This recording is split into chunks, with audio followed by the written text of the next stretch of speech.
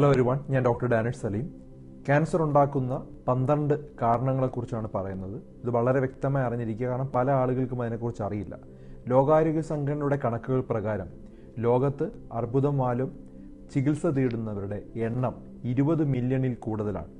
ഇതിൽ പകുതിയിലടുത്ത് ആളുകൾ മരണപ്പെടുന്നു എന്നുള്ളൊരു കാര്യം വളരെ വിഷമകരമായിട്ടുള്ളൊരു കാര്യമാണ്. പലതരത്തിലുള്ള ക്യാൻസറുകളാണ് ദിവസവും നമ്മുടെ ഇടയിൽ റിപ്പോർട്ട് ചെയ്യുന്നത്. ചർമ്മം, സ്തനം, വായ, ശ്വാസകോശം, ഗർഭപാത്രം, അങ്ങനെ ശരീരത്തിലെ ഏതൊരു അവയവത്തിലും ക്യാൻസർ ബാധിക്കുന്നുണ്ട്.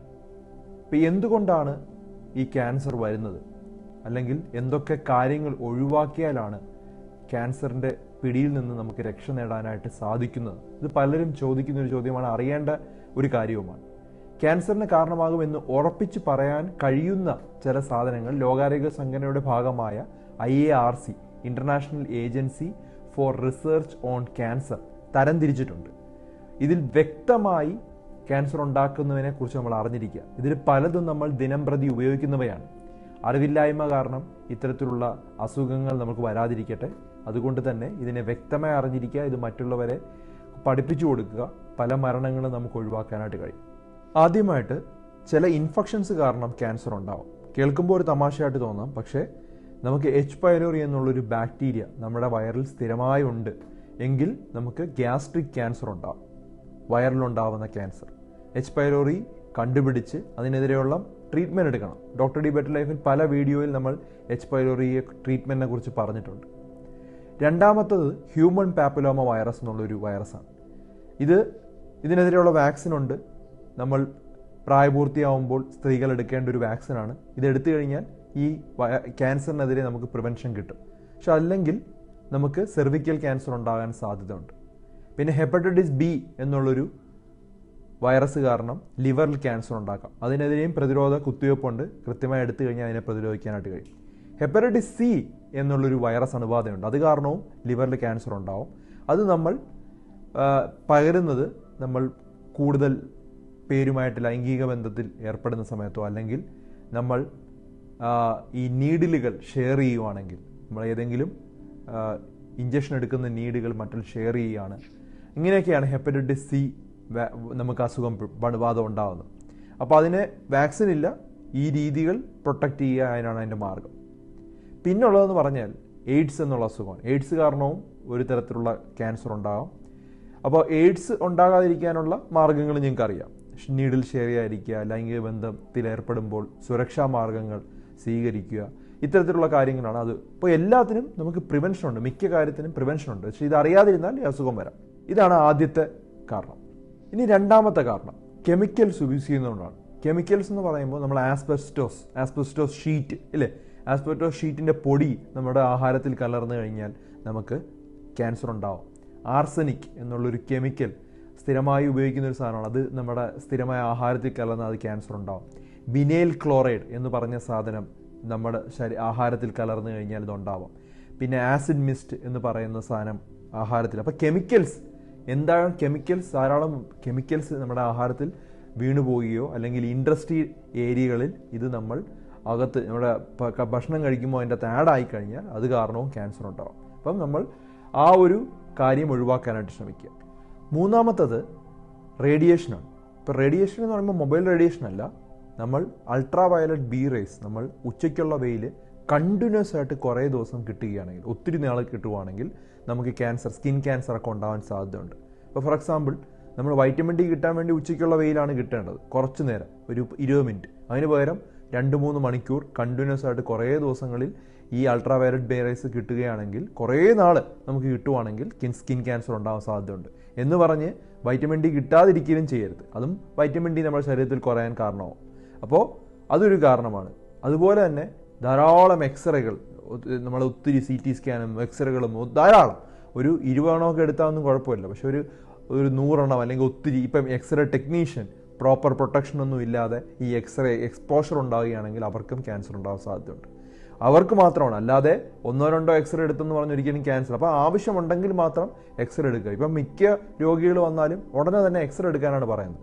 ആവശ്യമുണ്ടെങ്കിൽ ഡോക്ടർ പറയും, ആവശ്യമുണ്ടെങ്കിൽ മാത്രം എക്സ്റേ എടുക്കുക. ഒരു പരിധി വരെ ഒന്നും കുഴപ്പമില്ല. അപ്പം 20 CT എടുത്താൽ പോലും ക്യാൻസർ ഉണ്ടാകുന്നതായിട്ട്, 20 CT എന്ന് പറഞ്ഞാൽ 400 എക്സ്റേക്ക് തുല്യമാണ്. അപ്പോൾ അതൊന്നും പ്രോബ്ലം ഇല്ലാന്ന് തെളിയിച്ചിട്ടുള്ള കാര്യമാണ്. അപ്പോൾ അതും നമ്മൾ എക്സ്റേ കാര്യം അറിഞ്ഞിരിക്കുക. നാലാമത്തെ കാര്യം എന്ന് പറഞ്ഞാൽ പുകവലിയാണ്. സിഗരറ്റിൻ്റെ അകത്ത് ഏകദേശം 70ഓളം കെമിക്കൽസ് ഉണ്ടെന്നാണ് പറയുന്നത്. ഇതിൻ്റെ അകത്ത് പലതും ക്യാൻസർ ഉണ്ടാക്കാൻ കഴിവുള്ളതാണ്. അപ്പോൾ അത് സ്ഥിരമായി ഉപയോഗിക്കുന്നത് നമുക്ക് ലങ് ക്യാൻസർ ഉണ്ടാക്കുന്നതിൻ്റെ ഒരു പ്രധാന കാരണമാണ് ടൊബാക്കോ. അത് നമ്മൾ തന്നെ ശ്വസിക്കണമെന്നില്ല. ഈ പുക നമ്മൾ വീണ്ടും വീണ്ടും ശ്വസിച്ചാലും നമുക്ക് ഈ ക്യാൻസർ ഉണ്ടാവാൻ സാധ്യതയുണ്ട്. അപ്പം അതും അറിഞ്ഞിരിക്കേണ്ട ഒരു കാര്യമാണ്. അപ്പം വീട്ടിലെ ഭാര്യയ്ക്ക് വരെ ഭർത്താവ് പുകവലിച്ചാൽ ക്യാൻസർ ഉണ്ടാവാൻ സാധ്യതയുണ്ട്. അഞ്ചാമതായിട്ട് അമിതമായ മദ്യപാനമാണ്. മദ്യപാനം ഒത്തിരി ദിവസം ചെയ്തു കഴിഞ്ഞാൽ നമുക്ക് നമ്മുടെ ഈസോഫാഗസ് ക്യാൻസർ ഉണ്ടാവാം, ലിവർ ക്യാൻസർ ഉണ്ടാവാം, അതുപോലെ തന്നെ കോളോറക്ടൽ ക്യാൻസർ, കുടലിലുണ്ടാകുന്ന ക്യാൻസർ ഉണ്ടാവാം. അപ്പോൾ അതുകൊണ്ട് തന്നെ അമിതമായ മദ്യപാനം സ്ഥിരമായി ഉപയോഗിക്കുന്നത് ലോകാരോഗ്യ സംഘടനയുടെ 1A കാറ്റഗറിയിൽ ഉൾപ്പെടുത്തിയിരിക്കുന്നതാണ്. അതായത് ക്യാൻസർ ഉണ്ടാവാൻ വളരെ സാധ്യതയുള്ള ഒരു കെമിക്കലാണ് ആൽക്കഹോൾ എന്ന് പറയുന്നത്, അല്ലെങ്കിൽ എത്തനോൾ എന്ന് പറയുന്നത്. ആറാമത്തെ കാര്യം പ്രോസസ്ഡ് മീറ്റാണ്. പ്രോസസ്ഡ് മീറ്റ് എന്ന് പറഞ്ഞാൽ നമ്മൾ മാംസം കുറേ നാൾ സൂക്ഷിക്കാൻ വേണ്ടി അതിൻ്റെ അകത്ത് സോൾട്ടിങ്, ക്യൂറിങ്, ഫെർമെൻറ്റേഷൻ, സ്മോക്കിംഗ് പോലുള്ള പ്രോസസ്സിങ് ചെയ്ത് ഈ മീറ്റിനെ കുറേ നാൾ നമ്മൾ ഫ്രീസറിലൊക്കെ സൂക്ഷിക്കാം. പ്രത്യേകിച്ചും ഈ മോളുകളിൽ നിന്നൊക്കെ കിട്ടുന്ന മീറ്റുകൾ പ്രോസസ്ഡ് ആണെങ്കിൽ മാസങ്ങളോളം അല്ലെങ്കിൽ കുറേ ഏകദേശം ഒരു 1/2 വർഷത്തോളം ഒക്കെ ചീത്താവാതിരിക്കാൻ വേണ്ടിയുള്ള കെമിക്കൽസ് ആഡ് ചെയ്ത് വെക്കുന്ന സാധനം സ്ഥിരമായി ഉപയോഗിച്ച് കഴിഞ്ഞാൽ നമുക്ക് ക്യാൻസർ ഉണ്ടാകും. അപ്പം അതുകൊണ്ട് തന്നെ എപ്പോഴും വൃത്തിയുള്ള അപ്പോൾ തന്നെ കട്ട് ചെയ്ത് കഴിക്കുന്ന ആഹാരം മീറ്റാണ് നല്ലത്. നമ്മൾ കുറേ നാൾ വെച്ച് ഇതുപോലുള്ള കെമിക്കൽസ് ആഡ് ചെയ്തിട്ടുള്ളതാണെങ്കിൽ ക്യാൻസർ ഉണ്ടാവാൻ സാധ്യതയുണ്ട്.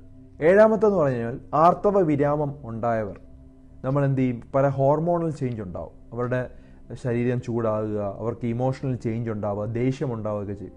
അപ്പോൾ അവരത് ട്രീറ്റ് ചെയ്യാൻ വേണ്ടി ഈസ്ട്രജൻ തെറാപ്പി എടുക്കാറുണ്ട്. ഈസ്ട്രജൻ ഹോർമോണും അല്ലെങ്കിൽ വേറെ എന്തെങ്കിലും ഹോർമോണുകൾ എടുക്കാറുണ്ട്. അത് വളരെ ഡേഞ്ചറസ് ആണ്.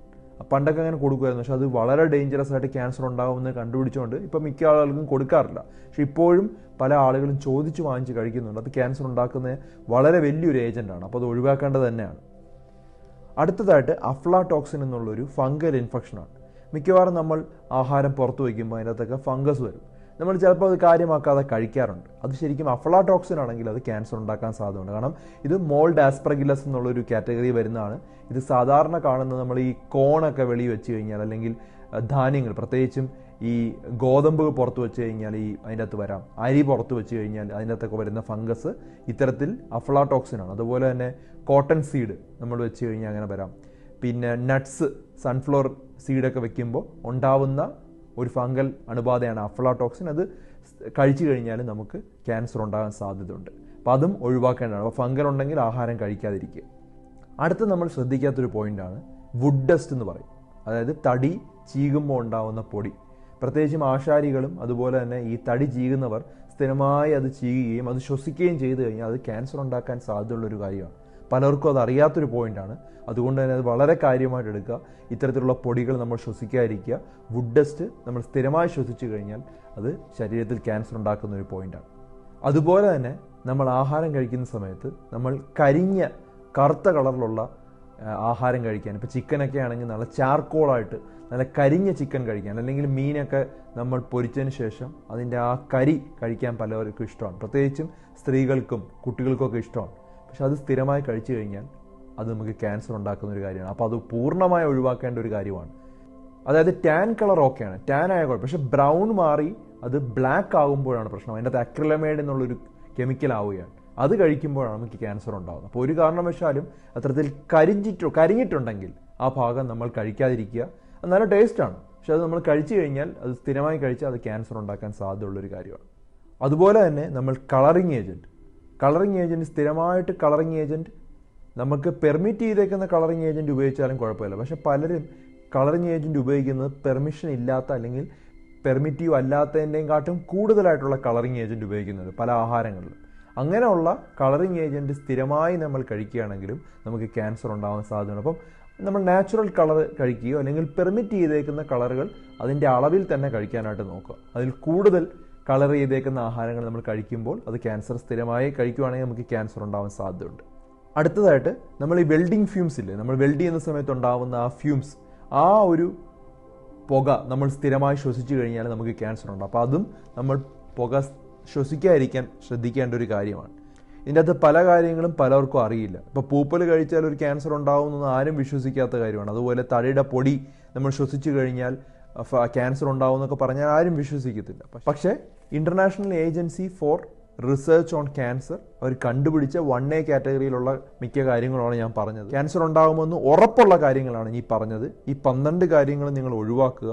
ഇനിയും ഉണ്ട് കുറച്ച് കാര്യങ്ങൾ, പക്ഷേ അതിൻ്റെയൊക്കെ എക്സ്പോഷർ എമൗണ്ട് ഇമ്പോർട്ടൻ്റ് ആണ്, അതുകൊണ്ട് നമ്മളത് ഒഴിവാക്കിയിരിക്കുകയാണ്. പക്ഷേ ഈ പറഞ്ഞ 12 കാര്യങ്ങൾ ഒഴിവാക്കാനായിട്ട് ശ്രമിക്കുക. പല ക്യാൻസറും നമുക്ക് പ്രിവെൻറ്റ് ചെയ്യാനായിട്ട് കഴിയും, കാരണം ഓരോ ജീവനും വിലപ്പെട്ടതാണ്. ഇത് മറ്റുള്ളവർക്കായി ഷെയർ ചെയ്ത് കൊടുക്കുക. മറ്റൊരു ടോപ്പിക്കുമായി ഡോക്ടർ ഡി ബെറ്റർ ലൈഫ് ഉടനെ വരുന്നതായിരിക്കും. Take care everyone.